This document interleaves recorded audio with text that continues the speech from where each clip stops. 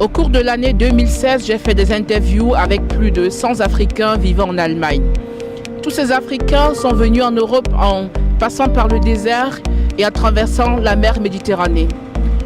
Ce voyage leur a pris des mois et souvent plusieurs années et ils ont vu en route beaucoup d'amis et beaucoup de compagnons de route qui sont morts dans le désert, en Algérie ou dans la mer Méditerranée.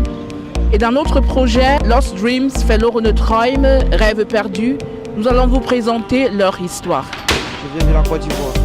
Bon, ici quitté en Côte d'Ivoire, ça fait maintenant 1 an, 2 semaines, plus que je peux dire. J'ai fait au moins 7 mois sur la route. Bon, c'était vraiment désagréable parce que moi-même j'ai reçu un coup sur le désert parce que je suis quitté avec un frère. Depuis la Côte d'Ivoire, nous avons traversé le désert ensemble. Et pendant ce temps, nous avons eu le conflit avec les rebelles qui étaient là-bas. Ils nous ont battus parce qu'ils voulaient même casser mon pied. Mais grâce à Dieu, il y avait quelqu'un de bonne foi parmi ces rebelles. Ils m'ont seulement déplacé le pied.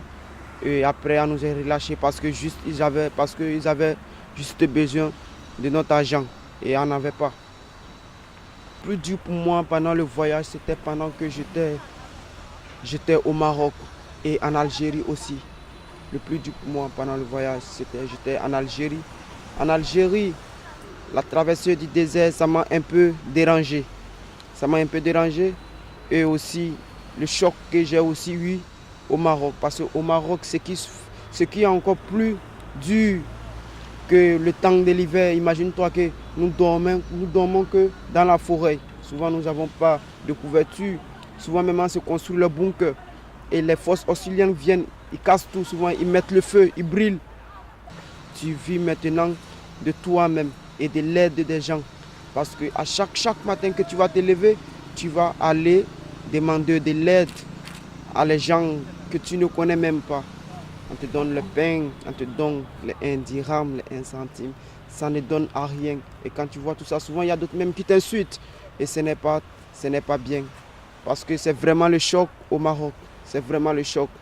Moi, je ne conseille pas quand même quelqu'un que je connais d'emprunter la voie que nous avons empruntée pour arriver là. C'est très difficile. Moi, je serai franc avec lui. Parce que je vais lui détailler tous les malheurs que j'ai eus en route. Si il peut décider de lui-même de prendre la route, en tout cas, ça le regarde. Mais moi, en tout cas, je ne peux jamais conseiller quelqu'un d'emprunter la voie là parce que je sais, il y a les gens qui sont morts devant nous, qu'on est dans la voiture comme ça en train de traverser le désert et arriver à quelque part. Parce que le chauffeur qui nous transporte, tellement qu'il veut bien gagner, quand on lui paye comme ça, il ne veut pas arriver à la destination. Donc il nous laisse en route, il nous demande de pousser la voiture. Il crée quelque chose, qu'il y a quelque chose sur la voiture, que la voiture est en panne.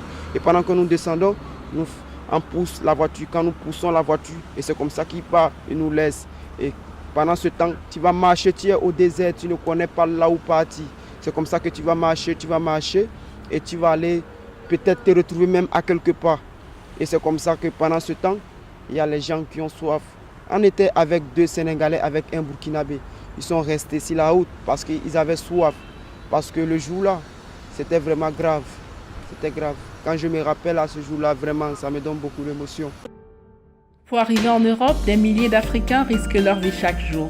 Mais le désert du Sahara et la mer Méditerranée sont impitoyables. Dans cette route suicidaire, la mort frappe à chaque instant. Pourquoi risquer ta vie pour venir en Europe? Penses-tu que l'Europe, c'est l'Eldorado? Jeune Africain, sache une chose. La vie en Europe est très dure. Tes chances de réussite là-bas en tant que migrant illégal sont extrêmement réduites. Mais si tu tiens à t'y installer, prends un visa et voyage par avion. Ceci est un message du réseau des Africains de l'Allemagne.